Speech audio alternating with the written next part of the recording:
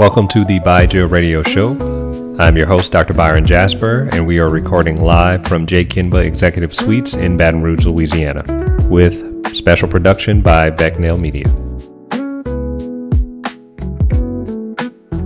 All right, hello, and welcome again to the Byja radio show. It's me, George Becnel, patient zero, and I know it's been a while, but we back in the building. And look, today we're gonna call an audible, right? You know, for all you sports fans, we're gonna call it an audible. You know, today's episode was supposed to be about gratitude, and I'm really grateful to be able to do this, by the way. But we're gonna change it a little bit because my co-host, the great Dr. Jasper, just ran in here like he was trying to earn a track scholarship. So, you know, he's all out of breath. You can tell he's 40 now. But Doc, what happened, man? Yeah. Why are you running in here, bro? Right. The funny thing is, most people know we record at the office space next to the clinic. And by us recording next to the clinic, we sometimes get people who pop up that are patients of ours that have needs. So we got a call from a patient who's actually leaving and driving towards the emergency room to say, do you all do sutures? And most people, if you know what sutures are, those are stitches, right? And of course, in a perfect world, we can just say absolutely, but if you're really medically trained, you have to say, well, what happened, right? So I'm leaving out of our recording session to go and tend to somebody who has a laceration. And of course, person who's bleeding and having stuff happen at the last minute becomes a little bit frantic. So my running was not because I planned to run today. I planned to sit down and be grateful. And I was kind of taken from the left field, if you will, to kind of run into the infield to try to make a play at the plate, since we're doing sports analogies. Yeah. Right? So fortunate enough, being grateful, since we were talking about gratitude and being grateful, we were able to take care of the patient. We were able to get her taken care of to where we will have a plan of care for her, where she is going to not have to worry about going to the hospital and get stitches in an emergency setting, because at this point, the patient has little to no insurance. And when I say little to no insurance, people mean, well, what is little insurance? It means that you have a plan that's really expensive. Yeah. You have to pay a lot out of pocket to use it. A high deductible, if you will. So if she has very little coverage and it's only in emergency settings, in a perfect world, you may have a very high deductible that we won't necessarily get a chance to hit for something as small as sutures. So in this instance, we were able to do what we do in direct primary care and get her the care she needs without breaking the bank, and also do it quickly, because this, and George, if I'm not mistaken, you were sitting here when I got the actual message of, do you all do stitches? And I was just like, wait, what? Like, it's not like it's a common question you get on a daily basis. This wasn't a, do you do a refill on my blood pressure pills? This is a, I had a fall, I'm bleeding, do you do stitches? So that is the idea of us trying to not only record, but also take care of patients and do what we do. So I'm grateful to have that opportunity, to have the ability to do that and still come back and do this recording, but it definitely wasn't what we were expecting today. Yeah, and I'm pretty sure the patient that is patient whatever number, not patient zero, is grateful for the stitches without the bill on the back end. Correct. And look, I do want to say this. I can attest to the fact that Dr. Jasper did not plan on running today, because I know Dr. Jasper very, very well, and he has this vast collection of Air Max tennis shoes. These Nike Air Max tennis shoes, if you're not familiar, they're made for running. My brother in here got on some little casual polo shoes.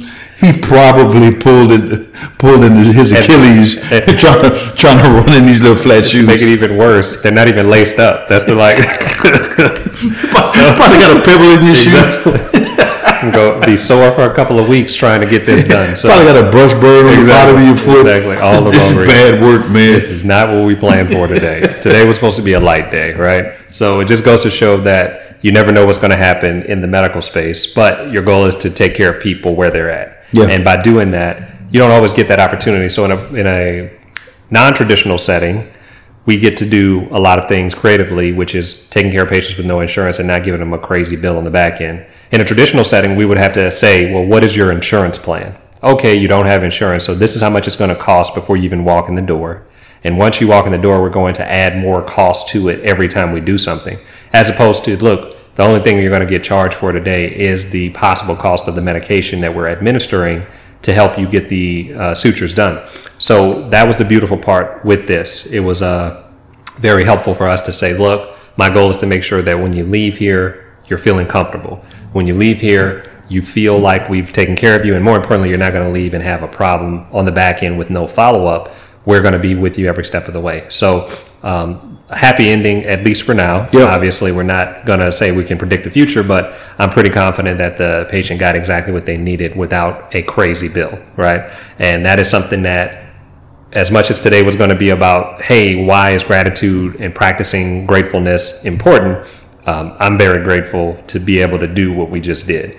It's not something we were expecting to do, and like you said, today's episodes are going to probably be a lot shorter because normally we set aside a solid hour to record so we can have a very lengthy conversation and a detailed conversation. But today we're going to have a brief conversation because we both have other things we have to do. But we also wanted to make sure we did at least get the message out that direct primary care is meant to be what it is right now, helping people in need and not necessarily worried about their insurance. So I'll kick it back to George because we're planning as a part of the radio show today to kind of express gratitude, things we're grateful for within not only the healthcare space, but just in general. And I'm going to throw it to him for a second just to see if he had anything that he would say he's grateful for, whether it's relevant to certain things in healthcare that he's been able to do being a part of this show, which I think is helpful because I'm sure he's had people come to him and talk about different things they've learned. And then if not, things that you are not grateful for in the traditional setting. We're going to go ahead and just do happy stuff or not so happy stuff. So things you're happy for within the healthcare space, direct primary care settings, things you're not happy for in the traditional setting. I'll go ahead and give you the floor. So, before I get to direct primary care, I've had stitches once. I flipped the car, bust my head wide open, and got some stitches. And I'm pretty grateful that I didn't hit the upper room. So, I'm glad to still be here, obviously. Absolutely. I'm glad that I wasn't airbrushed on the hoodie, so. On the side of the truck or the back of the truck. Dog, I hate that. Why do we do that? Like it's a vehicle to get from point A to B. It's not a memorial to your relative. Like we got to stop that as a society. So I'm not grateful for that. But honestly, I've had my own little emergency situations in the direct primary care setting.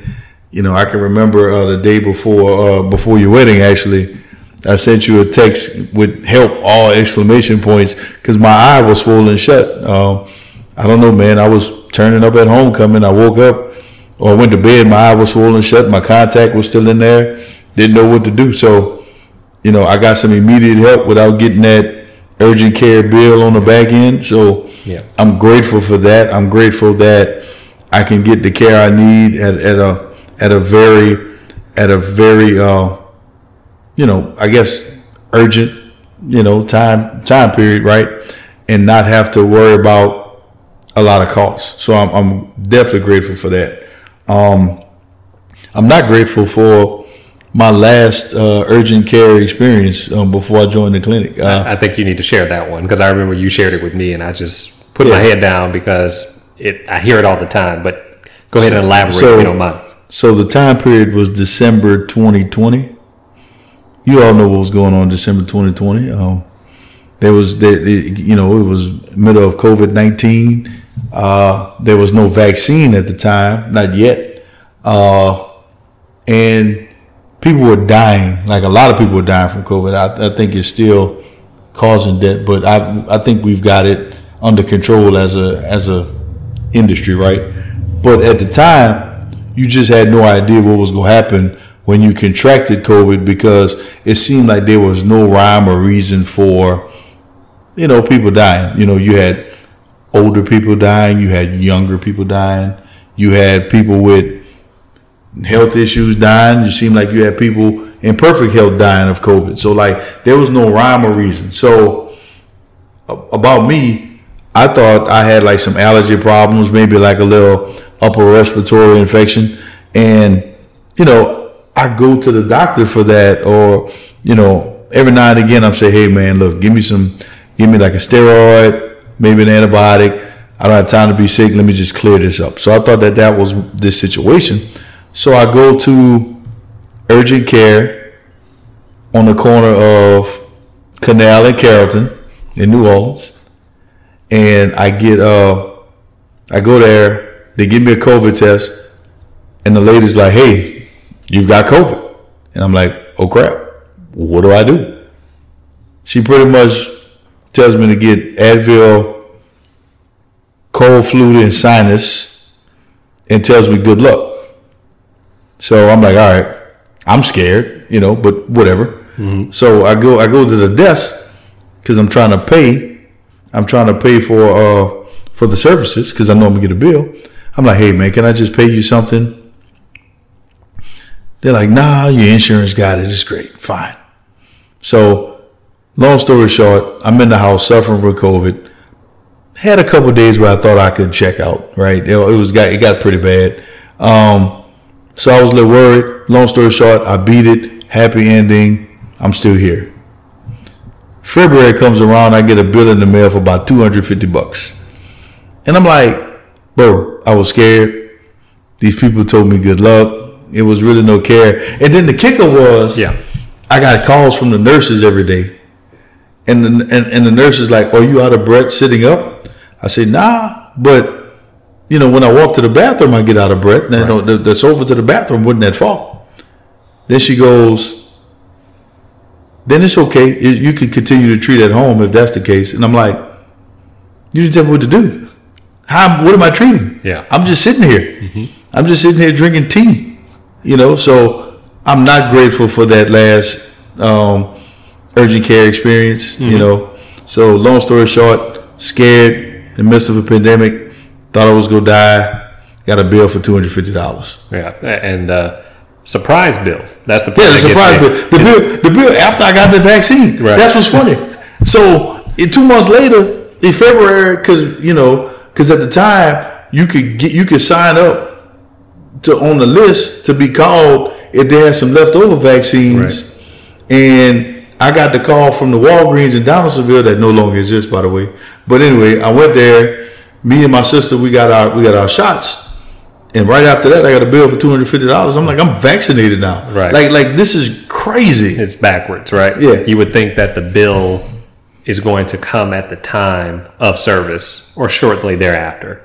But it can come anywhere from 30 days to almost 6 months. And we've had that happen with plenty of patients where they will call us and say, we did a service, but we're at this point getting a bill months later and we forgot we had the service done. Mm-hmm. And with us, we try not to use insurance, but patients have the ability to use insurance if they would like in certain instances, like when they're doing labs or when they're doing medications. So if they get a bill on the back end from lab tests that they did 6 months ago, most people don't even remember that. Right. And at that point, it's out of our hands, and we can't do a whole lot to go back and retroactively address the bill from 6 months ago. So then in that instance, people have to kind of learn the hard way. Mm-hmm. And it sounds like that's kind of your I'm not grateful experience. I had to learn the hard way about the billing side of things on the back end. And then, of course, not necessarily having the best experience when I'm not feeling well. And on top of that, it's also something that just kind of wash, rinses, and repeats. To add insult to injury, they told me good luck. Like they told me good luck. They gave me a COVID test, and then I tried to pay something. It's like, nah, you don't owe anything. Maybe that was their way of saying we don't want you to pay anything because we don't really know what's going to happen. I wonder if they were collecting interest on that money. You think they were collecting some interest on that money? I am pretty sure they do. Right. I would be drastically surprised if I find that there's a way that they get money from a person. They're in the middle of the actual transaction, and they automatically turn around and get it out of their account. Why wouldn't you want to hold on to the money, collect interest on it, and then pay it out, right? And again, that's all transactions, right? Mm-hmm. If you're a bank and you can get money into the bank and hold it for a day or a month or a year, and then pay it out, why wouldn't you? Because you can collect interest on it. So I wouldn't be surprised. I mean, that's just good business acumen. But you would think that they're in it for the patient. They would literally do the opposite. They want to necessarily turn the bill around, get you to pay the most reasonable amount, so you win, they win, and hopefully the medical team wins and everybody's happy. But it's the two people on the outsides of the equation that's kind of the most miserable. I kid you not, today alone, I did 2 prior authorizations, which are basically those approvals to say a patient needs medication. One of the authorizations I couldn't finish because the questions were so long. I got to like question 20 something and I just was like, I got to stop because number one, I don't have enough information to answer the questions because some of the questions aren't even relevant. But the other part is it's just a lengthy process for no reason.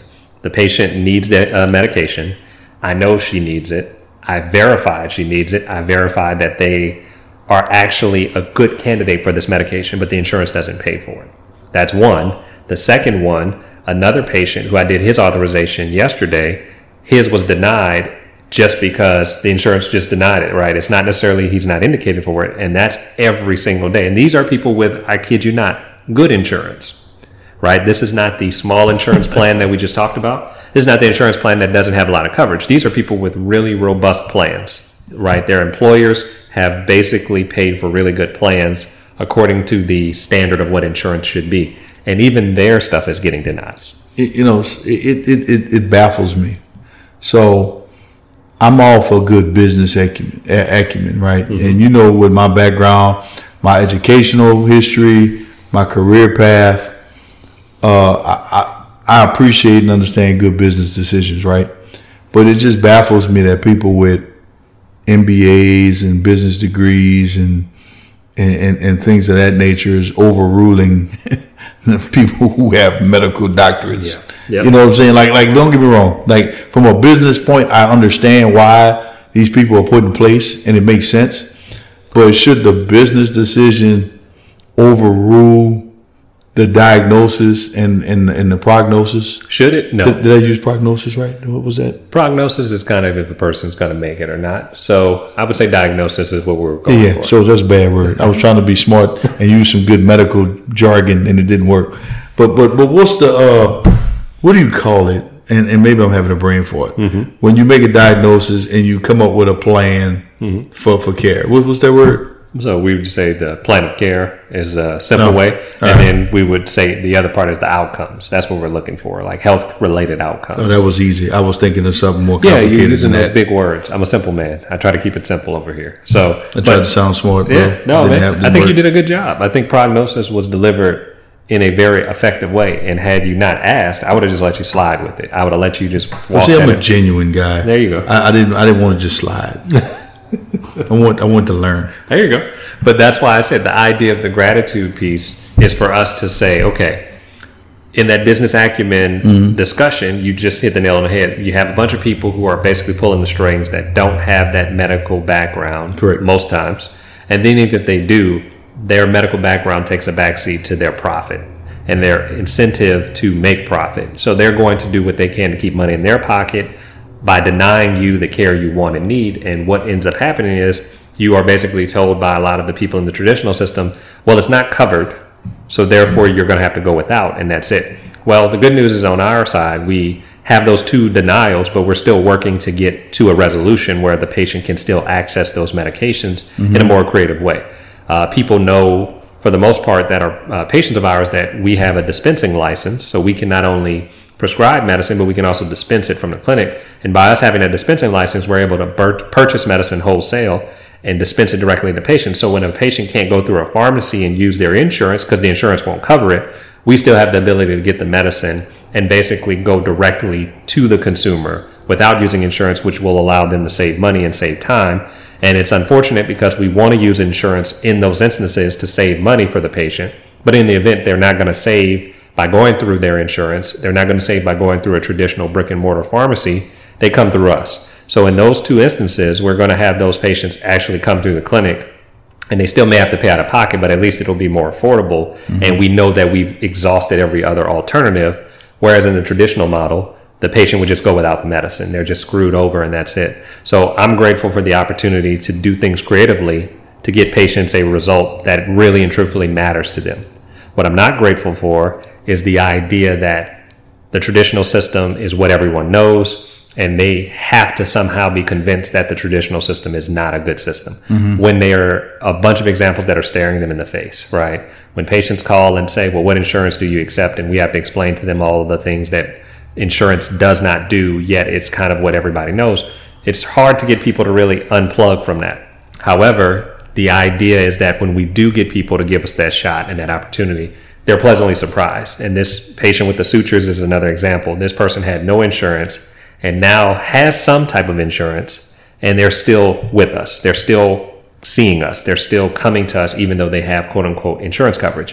Whereas most people would say, well, now I have coverage. Why do I need to come to you all? Well, that's an example why. Even with insurance, they called and we immediately answered. I'm immediately running out the room to get on to what can we do to get this person the care they need. And that didn't take 20 minutes. It didn't take 6 clipboards of paperwork. There's no bill on the front end nor no bill on the back end. And the patient was able to literally get care when they needed it most. So that's what I'm thankful for. And I think practicing gratitude allows us to do 2 big things. Number one, be better people. And on top of being better people, it also allows us to basically be healthier. Because when you're around people who help you recognize what great things you have, things you should be grateful for, and the great things you're able to do, you feel better, right? It just like, as much as it's a comical moment today that I'm running with the wrong shoes on, bro, and you are over here just smiling ear to ear at the comical look of that visual, that gratefulness is literally something that you wouldn't get in another setting. Because imagine if you weren't here, we weren't going to record, you would probably have heard me say, man, look, I'm going to have to talk to you later. I got something to do. Right. And you wouldn't even have to have that opportunity. I wouldn't have seen it. Yeah. And look, this is one of the moments where I wish we had video because number one, you're really not giving yourself enough credit. Because first of all, you hurdled this power cord like a champ. You hurdled this power cord like a champ. That 12-inch lead is serious. Dude, you ran out of here and you look like Dave Chappelle as Tyrone Biggums, bro. Like he was gone. Though, and it's not like he's not wearing these like flexible scrubs. You know how people be wearing these Grey's Anatomy scrubs now? like my man was running out here in like chinos. It was so funny. But hey, I feel him though. Like he was really like, okay, tough times. I really need to get to this patient, bro. And I respect him for that. But man, I wish we had video. Yeah. So video will be forthcoming just for George's comic relief. But since we are, again, going to make this a condensed episode because we had a little bit of a curveball thrown to us, we're going to wrap up with a few things. So quick housekeeping, which we didn't do since we're kind of coming back. We're going to start trying to get our recording schedule going again because we have a bunch of people who are reaching out, asking when we're recording, asking when we're putting out episodes. So we're going to try to get back into the swing of things. We've both been very busy. Congratulations are coming to patient Zero, who will be graduating later this year. I have to shout my guy out. He'll be graduating this year, so he's been working on getting his educational stuff on, and I'll let him tell you more about the degree and all that when he's comfortable. I just want to go ahead and let people know that's part of the reason why we haven't been recording. The other part is we've been working on trying to promote the book that we just put out, trying to do fundraising for the nonprofit, because one of the big pieces of news is that we are now starting to offer a patient assistance program. So if a patient doesn't have the ability to pay fully for the membership, but wants to come and do direct primary care with us, if they have certain income restrictions, we're going to find a way to get that membership subsidized through the nonprofit. And that's something we've been working on, trying to find funders, find people who are willing to donate to help care for people who don't have access. And those things take time, right? So it's hard to record, promote a book, do a patient assistance program, graduate from Southern University. Graduate from Southern University. So it's not like we're just sitting here not recording because we're doing absolutely nothing. We're actually doing work. Yeah. And this, believe it or not, takes work. Right. For the listeners out there, we definitely do it to hopefully keep you entertained and also keep you informed, but it does take work. So again, we appreciate your support. We want you to definitely share, subscribe, follow, whatever it is you do. but know that we are really and truthfully taking it as seriously as we can and getting stuff done. Yeah, it's a grind, and yes, for the record, I'm finishing my MBA, my master's in business administration, like some of these insurance people I just talked about. But yeah, so I'm working on that, finish on that. I see the light at the end of the tunnel, and also, he is accepting graduation gifts, is what he's trying to say. That too. But look, I'm not saying this is why you should buy the book, but spoiler alert, I do make a cameo in the book. There you go. Not saying that's why you should buy it. I don't think that's a bad reason. But it's not a bad reason. Right, yeah. A lot of people are surprised when they found out things that we talked about in the episodes here are actually mentioned in the book, but also certain people that you probably can figure out are in the book, right? Yeah. Especially if you're local, right? And you're a patient of ours. So pleasantly surprised when a lot of people are like, man, I read it, really helpful. I didn't really know all of the ins and outs. So we're happy about it. And, we're just going to keep doing what we're doing, man. So I'm grateful for the opportunity to record this episode.